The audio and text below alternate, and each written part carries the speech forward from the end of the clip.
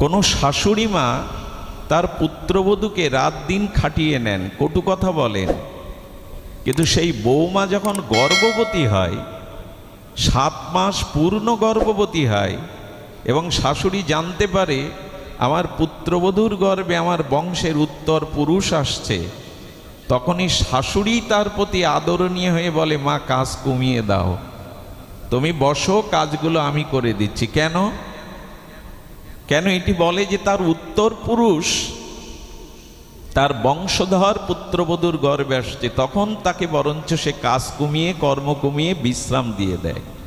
জল তোমাকে আনতে হবে না, রান্না তোমাকে করতে হবে না। শাস্ত্র বলছেন, যেদিন সাধু কৃপায়, মহৎ কৃপায় তোমার হৃদয়ে ভক্তি গর্ভবতী হবে, সেদিন এই পাপ পুণ্য কর্ম অনেকটাই কমে যাবে, জলাঞ্জলি যাবে। এই জন্য কর্ম তোমাকে